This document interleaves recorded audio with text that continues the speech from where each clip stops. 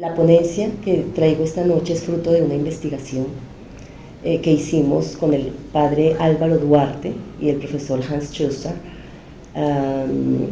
justamente en una de las líneas de investigación del grupo Palabra, Pueblo y Vida, y esa línea de investigación, digamos que en su momento se llamaba Pensamiento Minuto de Dios.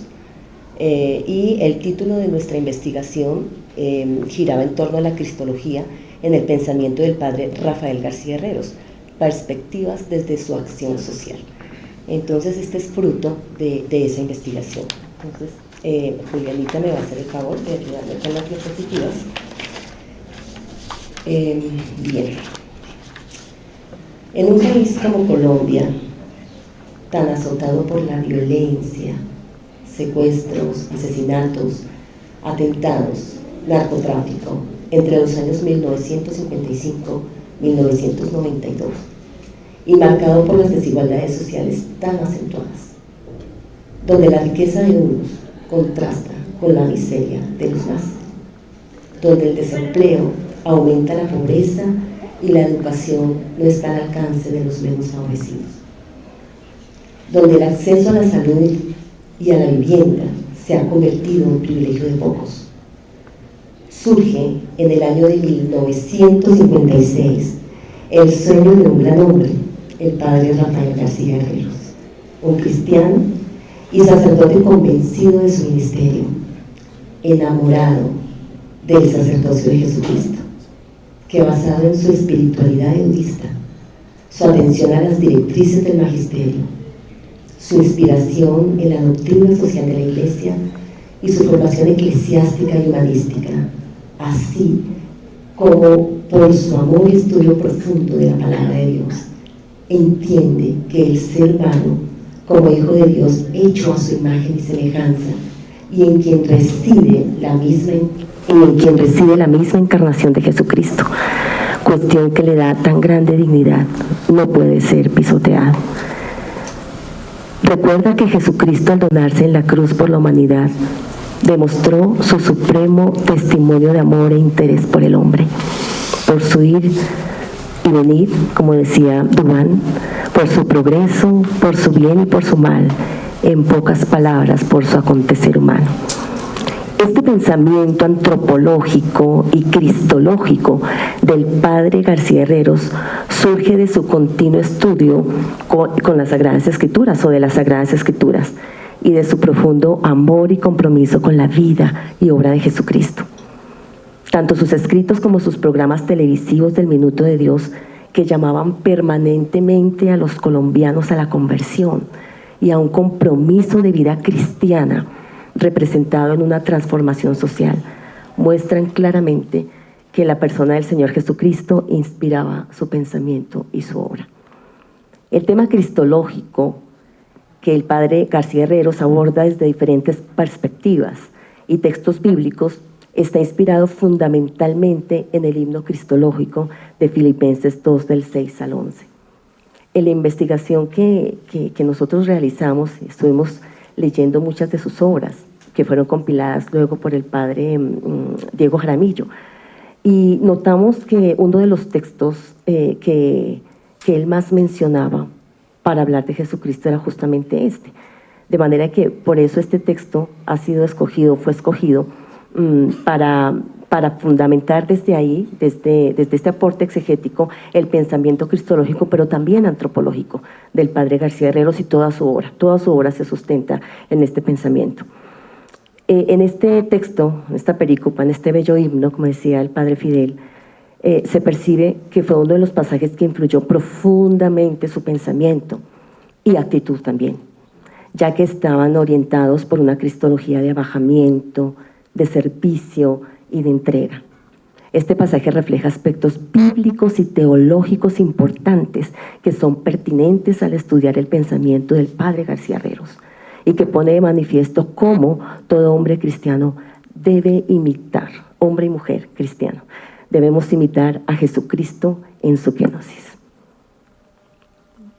Me voy a permitir hacer unas breves consideraciones sobre el contexto y el pretexto de la carta de San Pablo a los Filipenses. Filipos, pues una ciudad ubicada al norte del mar Egeo, en el territorio de Macedonia, a 12 kilómetros de la costa cerca del puerto de Neápolis, fundada por Filipo II de Macedonia, padre de Alejandro Magno, alrededor del 360 a.C. Tuvo el privilegio de ser la primera ciudad de Europa que recibió el Evangelio de Jesucristo. Una de las cualidades de Filipos era su localización geográfica.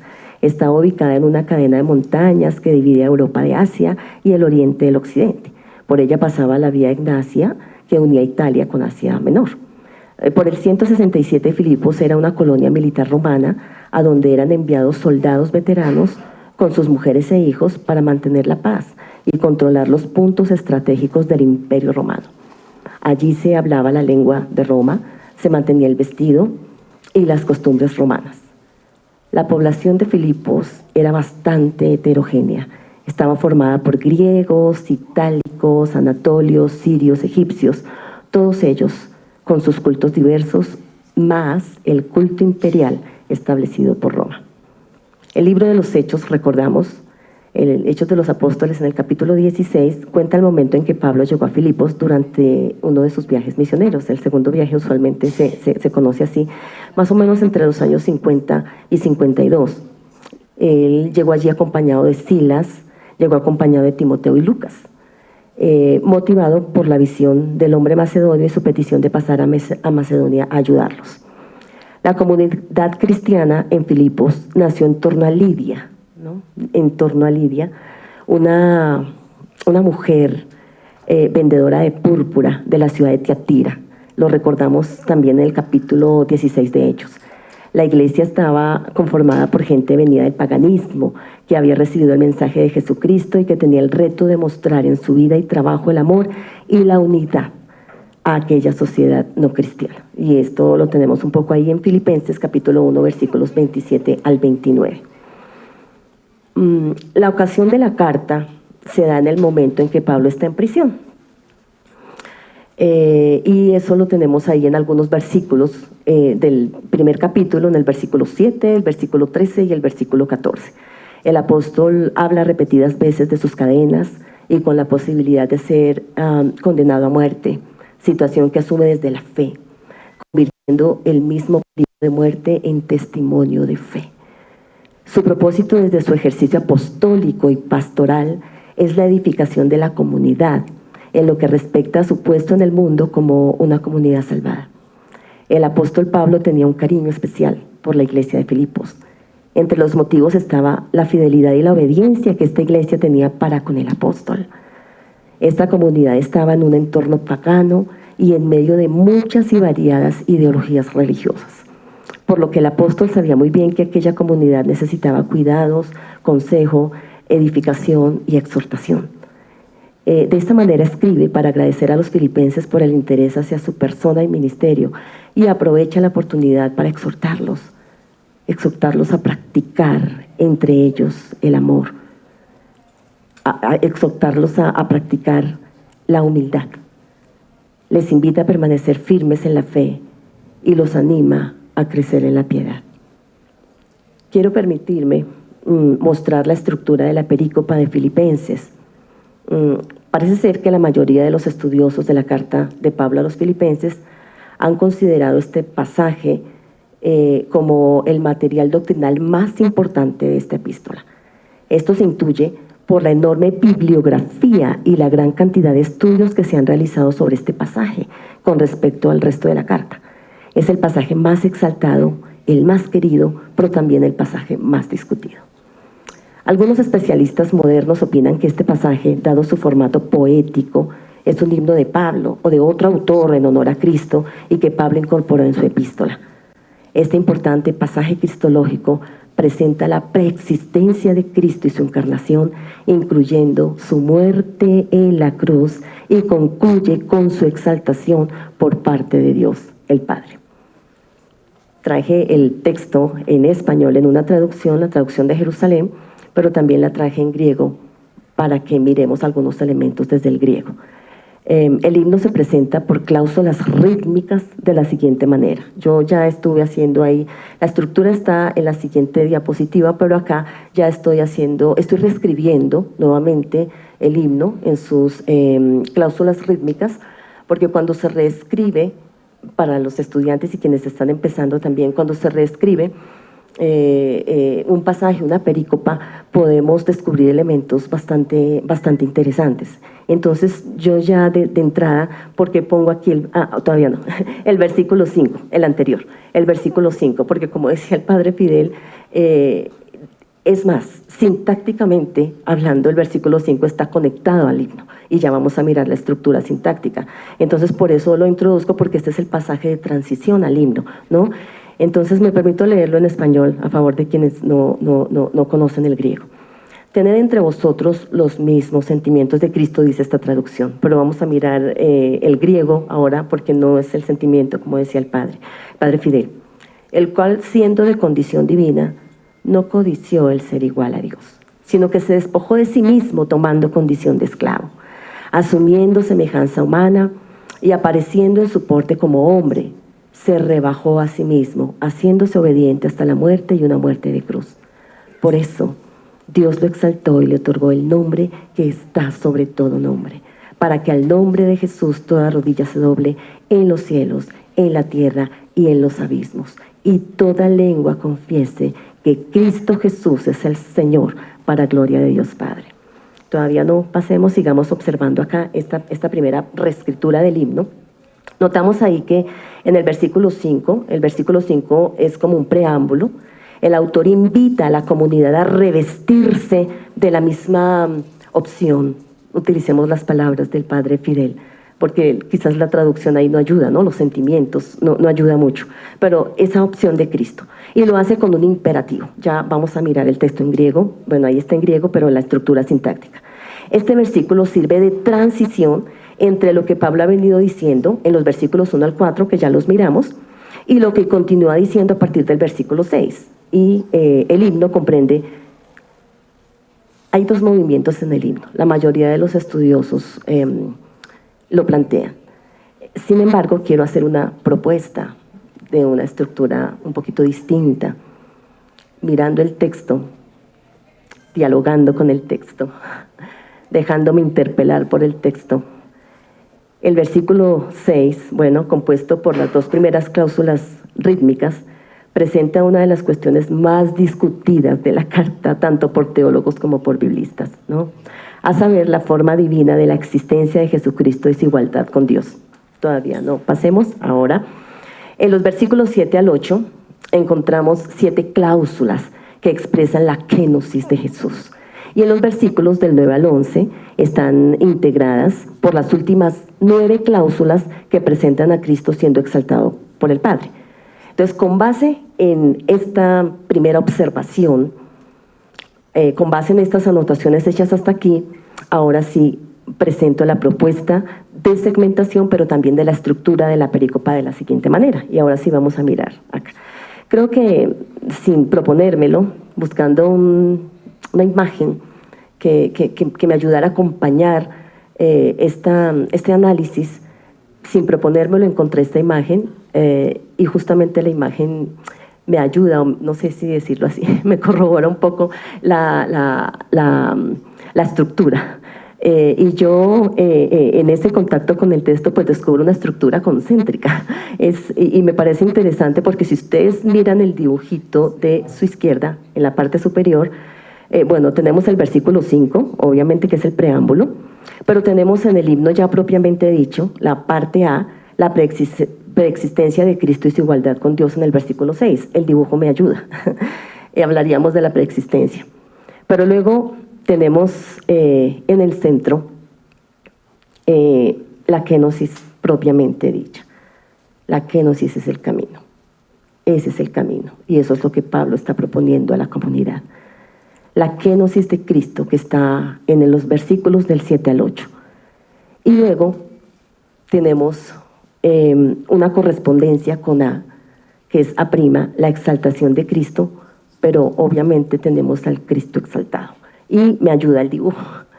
Sin proponérmelo, el dibujo me ayuda. El dibujo también muestra desde esta estructura que estoy planteando, la estructura concéntrica. Como es como un complemento también al doble movimiento que también otros estudiosos han planteado. Entonces, este contenido y forma desarrollan desde el punto de vista literario una estructura concéntrica con énfasis en la kenosis de Jesucristo. Entonces tenemos un preámbulo, tenemos el himno, una parte de preexistencia, la parte central, la kenosis, y aprima la exaltación, que llevan a Jesucristo desde su preexistencia en igualdad con Dios el Padre a su encarnación, una existencia terrena configurada por la obediencia al Padre hasta la muerte de cruz. A este abajamiento sigue la exaltación hecha por el Padre, quien le otorga un título: Señor, nombre que está sobre todo nombre, para que al nombre de Jesús toda rodilla se doble en los cielos, en la tierra y en los abismos, y toda lengua confiese que Jesucristo es el Señor, para gloria de Dios Padre. Continuemos con la siguiente diapositiva. Este es el antecedente del himno. El antecedente literario inmediato de este himno son los versículos del 1 al 4. Y es digno de notar que en el versículo 1, vamos a leerlo, dice: así pues, os conjuro en virtud de toda exhortación en Cristo, de toda persuasión de amor, de toda comunión en el Espíritu, de toda entrañable compasión, que colméis mi alegría siendo todos del mismo sentir, con un mismo amor, un mismo espíritu, unos mismos sentimientos. Nada hagáis por rivalidad ni por vanagloria, sino con humildad, considerando cada cual a los demás como superiores a sí mismo, buscando cada cual no su propio interés, sino el de los demás. Tened entre vosotros los mismos sentimientos de Cristo. No me ayuda la traducción en la cuestión de los sentimientos, pero ya vamos a mirar. Entonces, nos quedamos acá un momento, porque hay unos colores que quiero enfatizar. Entonces, el antecedente literario, que son estos versículos, es digno de notar que en el versículo 1, Cristo constituye la base sobre la cual San Pablo fundamenta su exhortación. El énfasis está en aquello que la vida de Cristo, de una manera objetiva, mueve a hacer al creyente cristiano. El ejemplo de Cristo está fundamentado en el amor, que está en los dos versículos en color rojo. Se ocupa San Pablo 2 veces, ahí en esos 2 versículos. Este amor debe manifestarse en ese afecto entrañable que está en color morado del versículo 1, que suaviza las contiendas, los malentendidos y la desunión, para que en su lugar reine la armonía y la concordia. Una de las virtudes cristianas que Pablo pone de presente y que debe ser cultivada para que haya unión cristiana es la humildad. Esta es una de las cualidades que se debe conservar cuidadosamente en las relaciones interpersonales con miras a lograr armonía en la comunidad cristiana. En estos párrafos, Pablo está interesado en la unidad de los cristianos dentro de la familia de la fe y los invita a deponer el egocentrismo que estaba siendo el causante de las divisiones en el seno de la comunidad cristiana filipense. Pablo pretende que los cristianos tengan el mismo amor, que sean unánimes sintiendo una misma cosa, versículo 2. Esto hace referencia al afecto mutuo que produce una comunión franca sin lealtades divididas. Pablo prosigue su exhortación en contra del espíritu negativamente competitivo y vanaglorioso, haciendo la invitación a deponer los propios intereses personales en pro de favorecer los intereses de los hermanos, y a una valoración sincera de las capacidades y talentos de los demás, sin que esto signifique una desaprobación de sí mismos, sino que más bien los invita a echar una mirada hacia afuera del propio ego, para reconocer los valores que existen en cada uno de los hermanos, por más humildes que estos sean. Pablo no está diciendo en estos versículos que una persona debe considerarse inferior a los otros. Se trata de una valoración adecuada de sí mismos y de los demás, teniendo en cuenta que como miembros del cuerpo de Cristo, todos tienen el mismo valor. Por esto, en medio de la situación de discordia, miremos el texto, ¿no?, de desamor, de egoísmo y sentimientos de superioridad. Si quieres, pasemos a la siguiente diapositiva, porque vamos a mirar ahí unos puntos interesantes. Entonces, Retomo, por esto en medio de la situación de discordia, desamor, egoísmo y sentimientos de superioridad en que estaban viviendo algunos cristianos de la comunidad filipense, Pablo quiere enseñarles la importancia de la humildad como virtud cristiana fundamental. La pregunta es, ¿de qué modo Pablo cumple este propósito? Pues les presenta el ejemplo y la actitud de Cristo. La actitud y el sentir asumidos por Cristo es la mejor solución para los males que están presentándose en la comunidad cristiana filipense. Esta es la temática que Pablo va a desarrollar, ¿no? Entonces, en esta diapositiva que tenemos aquí, vamos a observar que en la parte derecha, los versículos del 6 al 11, se percibe cómo se afirmó una conexión con lo que Pablo ha venido diciendo en los versículos 1 al 4 que tenemos a la izquierda. Esta conexión es tanto de tipo lingüístico como de tipo conceptual en el argumento que el autor viene elaborando. Los párrafos apuntan a la misma temática y con lenguaje parecido. Ambos párrafos, por eso los colores, comienzan instando a los filipenses a que tengan una misma actitud en ambos párrafos, la parte que está en rojo.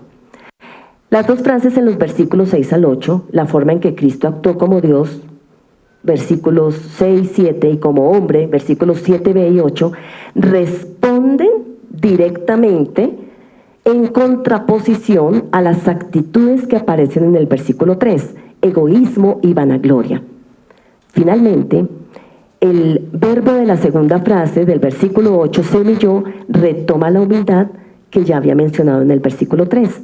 Se menciona como lo opuesto a dichas actitudes y así el ejemplo de Cristo aparece para reforzar la exhortación presentada por Pablo en los versículos anteriores. La actitud de Cristo y su sentir fue completamente lo opuesto de la actitud y el sentir de los filipenses.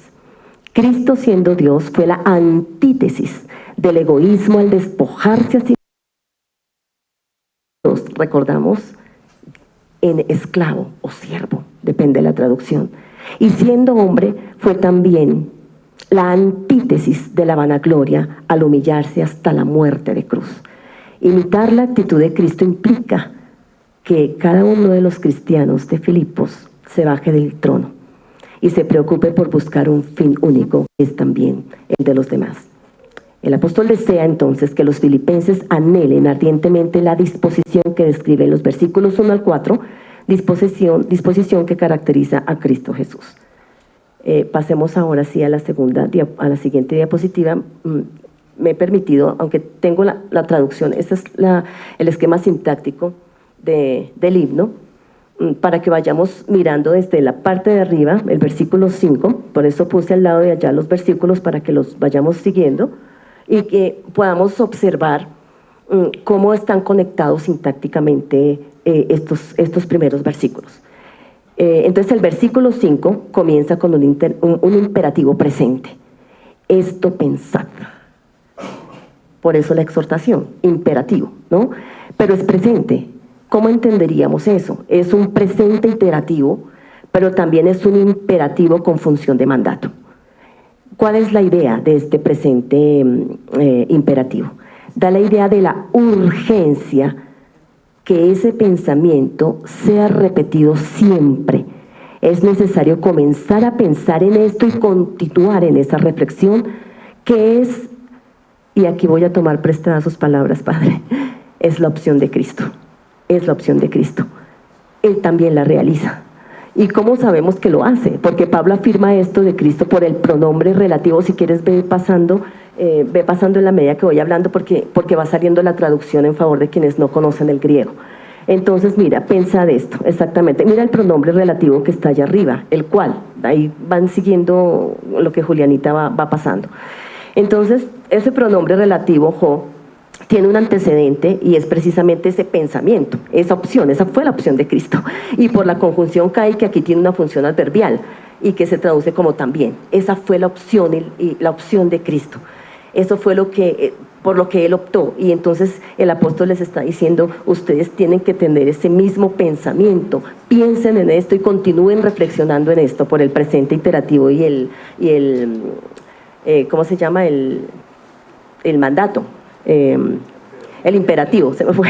Entonces es importante resaltar que el apóstol Pablo asevera que ese pensamiento, actitud o mentalidad debe estar en ellos. Y lo que dice, sigue por favor, en ellos, y al frente también, por favor, entonces en Jumín, como está en Cristo Jesús, en Cristo Jesús. Ahora, tenemos que resaltar algo aquí por la preposición.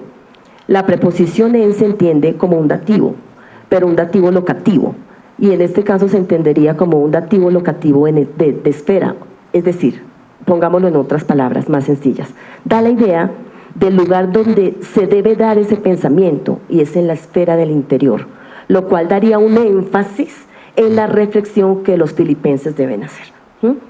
Una exhortación que sirve de transición, como decíamos, entre lo que Pablo acaba de decir en el 1 al 4 y en lo que sigue. Entonces, el pasaje muestra el papel fundamental de Cristo como ejemplo y paradigma de vida en este mundo presente. Pablo propone una cristología de la vida de Cristo, que según las propias palabras del apóstol desea que se convierta en ejemplo de humildad en la comunidad. El preámbulo. Ahora, el siguiente versículo... no me di cuenta que se desconfiguró. Hasta ahora me doy cuenta que se desconfiguró el griego, perdón, no me di cuenta, pero bueno, no importa. Entonces, viene la preexistencia de Cristo en el versículo 6. Entonces, a partir del versículo 6, con el pronombre relativo hos,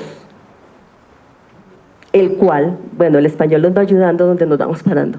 Entonces, el relativo hos, el cual, cuyo antecedente, ¿quién es? Es Cristo Jesús, ¿no? Cristo Jesús del versículo 5.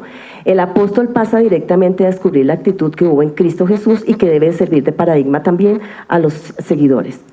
Pablo va de la divinidad y dignidad de Cristo, de ser igual a Dios, a recordarles que tomó forma de esclavo en la encarnación. Bueno, lastimosamente se desconfiguró porque quería mostrarles lo siguiente. Mire, el pronombre relativo del que hemos hecho mención indica que todo el pasaje gira alrededor de la persona del Señor Jesucristo. De él Pablo comienza diciendo que existiendo en forma de Dios, no estimó el ser igual a Dios como cosa a que aferrarse. Quiero mostrarles acá, lamento que se haya desconfigurado, pero aquí está el verbo que nos dice que existiendo en forma de Dios, pero es un participio presente. Y el participio presente, bueno, todos y todas sabemos que los participios y los infinitivos dependen de verbos principales de una oración. Y los verbos principales los tenemos en esta parte, si quieres ver, porque sí, este es el verbo existiendo en forma de Dios. No consideró, entonces aquí tenemos el no consideró, por favor, sino que se vació o se quenoció, no sé cómo, permítanme la expresión, pero ¿cómo lo hizo? Por favor, aquí nos va a decir cómo se quenoció, pero se vació y se humilló. Son dos oraciones que están en un tiempo que se llama aoristo en griego, que el aoristo es como un pasado y se podría entender como el resumen de una acción. Entonces, si me permiten traducirlo en mis palabras, podría decir lo siguiente, podría entender la estructura de la siguiente forma. Entonces, mientras que estaba haciendo, si me permiten, mientras que estaba haciendo o existiendo en forma de Dios, mientras estaba haciendo eso y existiendo en forma de Dios, no consideró el ser igual a Dios, sino que se vació, nos va a decir cómo lo hizo, y se humilló hasta la muerte y muerte de cruz, ¿no? Es como para que miremos ahí como la estructura sintáctica de los verbos, del uso de los verbos allá. Bueno, en morfé theou hiparjon, en forma de Dios existiendo, la primera parte que va saliendo allí. Ese vocablo hiparjon, existiendo, es el participio presente indicativo de hiparjo, que denota lo siguiente: ser, estar en existencia, pero no es simplemente ser en infinitivo, sino es más enfático, demostrando el ser que es desde el principio. Señala la existencia o condición de Cristo antes de su encarnación, pero también su subsistencia después de su nacimiento. La palabra morfé, muy discutida en la exégesis bíblica. Para algunos exégetas el término tiene que ver con la condición ontológica, para otros con la apariencia externa. Sin embargo, comparándola con el uso que Pablo hace de ella en sus escritos, si se consideran pues con los términos afines a morfé, que, bueno, tenemos Filipenses 3:20, Gálatas 1:4, en la primera carta a los Corintios 7:26, capítulo 11, versículo 7:18, lo digo por si alguien está tomando apuntes, y el capítulo 12:22, segunda de Corintios 12:16, Romanos 4:19. Por ese uso significa aquello que caracteriza verdaderamente una realidad dada, no se refiere a la apariencia externa. Este significado se confirma por la palabra hipargein en estas citas que acabo de dar, que aparece 12 veces, indicando un modo de ser real. El uso del participio del que acabamos de hablar, hipargon, en este versículo es adverbial, depende de 3 verbos que son los que les señalé, que están en aoristo, o sea, en un tiempo pasado, indicando el resumen de una acción, que son consideró, vació y humilló respectivamente, indicando una acción simultánea. Por eso el presente participio de hipargon existiendo y los otros en aoristo nos indican que hay una acción simultánea de estos verbos. En otras palabras, para que se entienda un poquito más, existiendo en forma de Dios, que nunca dejó de ser, en su encarnación, no, con un no enfático, no consideró el ser igual a Dios como cosa a que aferrarse. Se vació, ekenosen, tomando forma de siervo y llegando a ser en semejanza de la humanidad. Y en apariencia humana, habiéndose encontrado, se humilló y fue obediente hasta la muerte y muerte de cruz. Bueno, en cuanto al primer aoristo, el indicativo, no consideró, que tenemos allá arriba, ¿no?, el ser igual a Dios como cosa a que aferrarse. Cristo siendo Dios, en contraste, si me permiten, a mí me evoca el primer Adán. A mí me evoca el primer Adán, ¿no? En contraste con el primer Adán que intentó exaltarse y ser como Dios, Génesis capítulo 3, lo recordamos. Pero no solamente la primera humanidad, porque también fue la experiencia de Israel a lo largo de toda su vida. Cuando estudiamos los libros sapienciales, recordemos que los reyes eran como dioses en otras culturas. En Israel los reyes nunca tuvieron la connotación de divinos, pero los reyes que reinaron en Israel, ¿cómo se manifiestan? Que ellos también quisieron ser como Dios. Ya Dios no fue el centro, se manifiesta en su forma de gobernar, en la forma de gobernar despótica, ¿no?, en la forma de construir una sociedad sobre la base de la opresión, de la injusticia.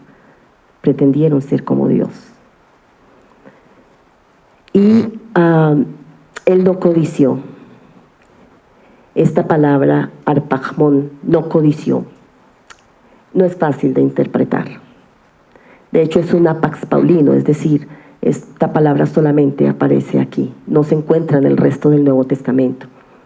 Solo existen términos afines. En el Nuevo Testamento esos términos afines están 14 veces. Pero la idea de ese campo lexical es arrebatar con ímpetu o retener con codicia algo con violencia o con astucia. Pero nos preguntamos, ¿pero qué fue lo que no arrebató? Lo que Cristo no arrebató. Algunos estudiosos piensan que se refiere al honor de tener una condición divina, otros piensan que entre Cristo y Dios no necesariamente había igualdad ontológica, y otros, por el paralelo entre el morfeteu hipargon, en forma de Dios existiendo, y el otro infinitivo, to einai isateo, en forma de Dios, permite entender mejor este término no retuvo. Cristo no quiso retener con codicia la manifestación de su gloria. Jesucristo no quiso hacer uso de su divinidad en su encarnación, en su favor de manera egoísta. No consideró que debía aferrarse ávidamente a la igualdad con el Padre con manifestaciones externas propias de la gloria divina. Vuelvo como para que esto, quizás lo que estoy diciendo, ese arrebatar, quede un poco más claro. Otra vez lo pensamos en Génesis capítulo 3, porque el relato se entiende a la luz de la sapiencia, a la luz de la sabiduría.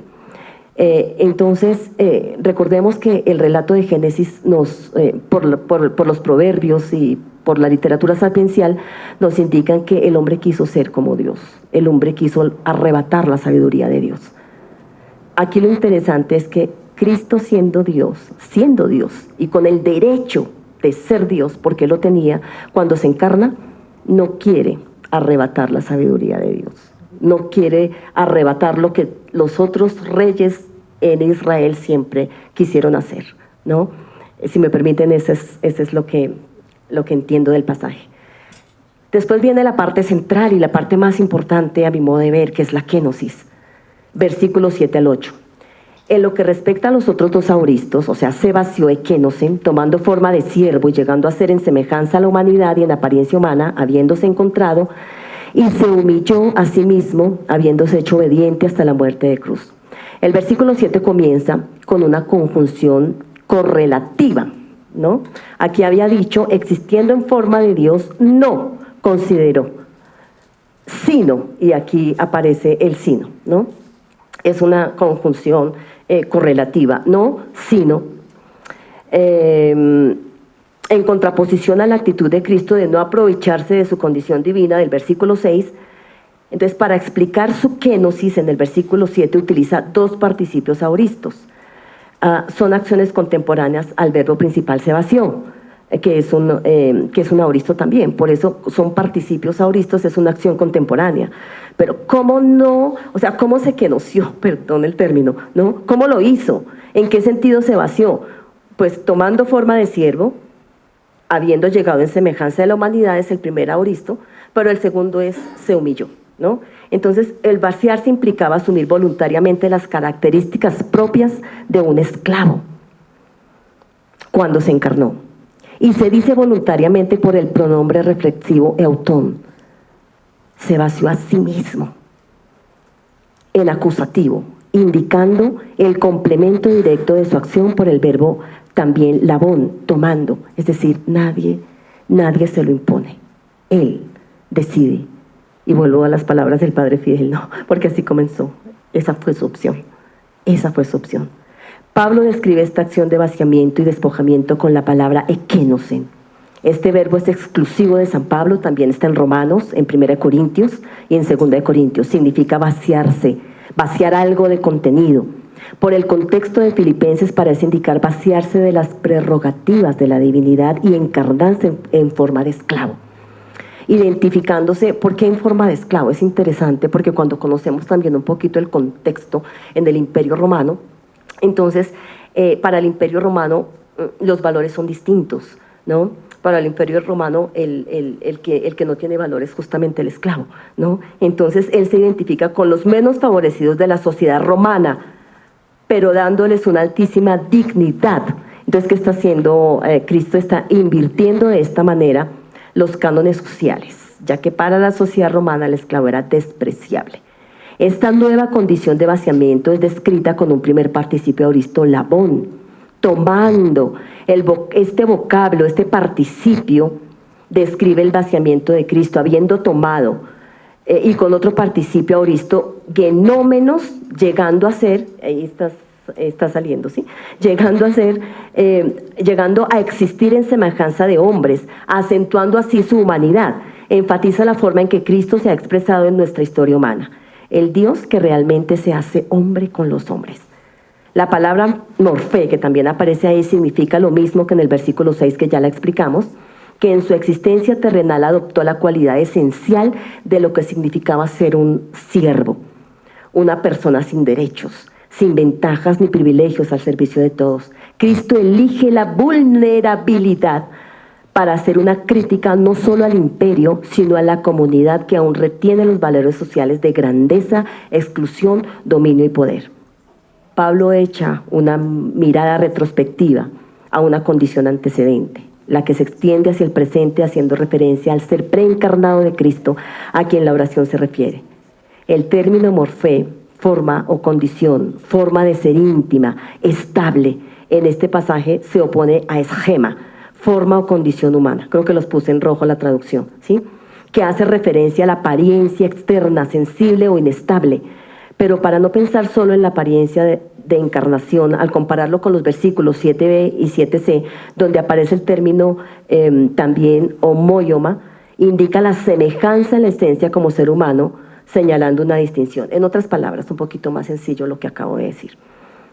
Morfé indica la participación en un modo de ser, una cualidad esencial. Esgema indica la condición externa. Y homóioma, una semejanza esencial como una distinción. Entonces, Cristo preexiste en la condición de Dios, se encarna en humanidad y en la condición de esclavo, pero no pierde su condición divina, por lo que su ser hombre no agota su realidad. El versículo 8, ya vamos terminando, el segundo aoristo indicativo se humilló a sí mismo, habiéndose hecho obediente hasta la muerte de cruz. De la kenosis de Jesucristo, Pablo la describe de manera gradual, por los participios mencionados, pero se acentúa en el versículo 8 que en el abatimiento de la muerte en cruz, con todo lo que ello implicaba. ¿Qué implicaba la cruz? Recordamos, signo de humillación, signo de vergüenza, de ignominia, de escándalo y afrenta, pero que Cristo resignifica, porque es el ejemplo más sublime de renuncia y humildad, de entrega y de donación por los demás. Aquí podemos comprender ahora por qué Pablo escribió estos pasajes relacionados con la encarnación del Señor Jesucristo. En un momento práctico, donde hay que exhortar a la comunidad cristiana a la búsqueda de la humildad y a la generosa consideración por los demás, a invertir el comportamiento y la actitud de dominio y poder. La comunidad es invitada a establecer y a vivir una nueva relación desde la kenosis, por eso es lo central, ¿no? Pablo, al hacer mención de la forma de esclavo que Cristo tomó, recuerda aquello que Jesús hizo. También recordamos cuando Jesús tomó un niño, él sin derechos también, y lo puso en medio de sus discípulos, en la comunidad de Mateo, en el discurso eclesiológico de Mateo 18, ¿no? Es desde ese bajamiento y humildad desde donde se construyen las nuevas relaciones comunitarias. Jesús ha invertido la escala de valores y es lo que Pablo muestra a su comunidad. Jesús resignifica el lugar del esclavo en la sociedad, se da fin a las diferencias sociales. En Cristo todos tienen el mismo valor. Por lo tanto, ¿cuál es la propuesta? La propuesta contracultural es la kenosis, esa es la propuesta. Y por último viene la exaltación, los versículos del 9 al 11 en la siguiente diapositiva. ¿Qué diríamos? Pero la narración no termina con la kenosis, aunque esa es la propuesta. No termina en el versículo 8, sino que hay una consecuencia de esa historia. Su autonegación lo condujo a la gloria, al más alto honor, a un nombre que Dios le otorgó. Los versículos del 9 al 11 forman una unidad sintáctica también. Si ustedes se dan cuenta, toda está unida, ¿no? También tenemos una oración subordinada con Gina, ¿no? Pero toda esta segunda parte forma una unidad sintáctica que inicia con una conjunción, pero es una conjunción. ¿Cuál es el sentido de esta conjunción Gina? Es deductivo consecutiva, que introduce esta unidad y una oración de dos miembros unidos por el kai, exaltó y otorgó, seguida por una oración subordinada introducida por Gina, que indica la consecuencia de la exaltación y el nombre otorgado por Dios a Jesús.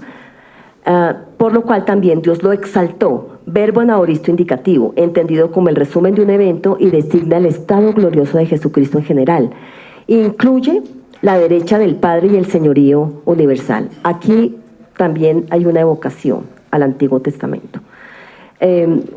La exaltación hecha por Dios a Jesús evoca la fiesta de entronización de los reyes en el Antiguo Testamento, y que lo tenemos un poco, algunos elementos de esta fiesta de entronización en los Salmos 2 y en el Salmo 110, que hacen referencia un poco a esta fiesta. Se daban las insignias al nuevo elegido y el pueblo cantaba en señal de reconocimiento al nuevo soberano. Recordamos cuando el rey era elegido y se iba a ungir, recibía las insignias y había un oráculo. Recordamos un oráculo, puede ser de un profeta o de un sacerdote, que le decía: tú eres mi hijo, hoy yo te engendro. Empiezas a tener una relación distinta de proximidad, por adopción, digamos. Te sientas a mi derecha y entonces a través de ti reino. No está la expresión reinado de Dios en el Antiguo Testamento, pero es el reinado de Dios, ¿no? Con su ungido, que era el Mesías. Entonces es la exaltación, es el nuevo, bueno, Dios lo exalta, le otorga, otro verbo en aoristo, un nombre. Es posible que ese nombre sea Kyrios, un nombre divino y expresión del señorío universal. Por eso porque es que Él es el Señor, ¿no? El que se sienta para reinar. Por eso es probable que sea ese el nombre. Es más probable que sea ese el nombre que se le otorga, el Kyrios, el Señor, que también, entre otras cosas, era el Kyrios en el Imperio Romano, ¿no? El emperador, el Kyrios, ¿no? En contraposición. Entonces indicaría justamente su señoría universal. Por esta razón, este nombre está sobre todo nombre. Y para afirmar su superioridad, Pablo hace uso de la preposición hiper, que con acusativo puede significar en sentido locativo sobre. Ahora bien, el empleo de ónoma aquí designa dignidad, majestad, rango supremo del ser divino, y que acompañado con el artículo to le da un valor enfático. Enseguida Pablo, en virtud de esa dignidad, con una oración subordinada introducida por la conjunción gina, con sentido de propósito resultado y dos verbos en aoristos subjuntivos, para que toda rodilla se doble y toda lengua confiese y aclame y haga una aclamación litúrgica que Jesucristo es el Señor. En este uso de la preposición con los dos subjuntivos se refleja la teología de Pablo, ¿no? Expresa que la dignidad otorgada por Dios a Jesucristo tiene tanto el propósito divino como el resultado, es decir, la adoración y la aclamación. Todo el universo, la creación entera, ha de doblar la rodilla en homenaje y ha de levantar la voz en alabanza, adoración y reconocimiento ante el Señor y Salvador Jesucristo. Al contemplar al resucitado, toda la creación declarará que el Kyrios no es otro que aquel Jesús que se encarnó, que fue crucificado y Dios le exaltó. A ese Jesús Dios le ha hecho Señor y Cristo. Esta parte de la estructura A', que tiene correspondencia con la preexistencia A, indica que no es un simple volver al estado inicial de morfetheu, de la forma de Dios, pues es el sujeto, el sujeto no es el preexistente, sino el preexistente encarnado. E implica un plus con referencia a la humanidad asumida en morfedulo, que ahora es glorificada y constituida sobre toda realidad. Permítanme hacer algunas aproximaciones teológicas de este análisis exegético que hemos realizado hasta acá. Del análisis exegético se descubre una correlación entre la kenosis y la exaltación de Cristo. No se puede mirar al exaltado sin cruz, porque sería, como dice John Sobrino, un final sin proceso, una trascendencia sin historia, un señorío sin servicio. El camino que recorrió Jesús fue un proceso de compromiso, fidelidad y amor con la historia. El camino fue la kenosis, de hijo de Dios a hijo de hombre a esclavo, al sin derechos ni ventajas, a los pobres, de asumir su mundo y su destino para invertir los valores sociales, para enseñar que es desde el abajamiento desde donde se construyen las relaciones interpersonales. Esa solidaridad con los seres humanos los llevó a la cruz y de la cruz a la exaltación.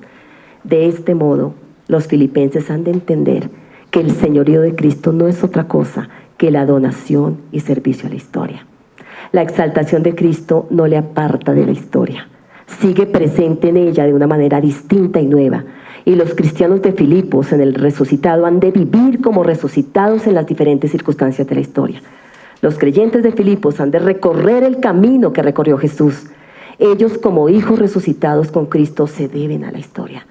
El señorío de los creyentes se ha de entender desde un camino kenótico. De esa forma, los creyentes hacen real que Cristo es el Señor de la historia.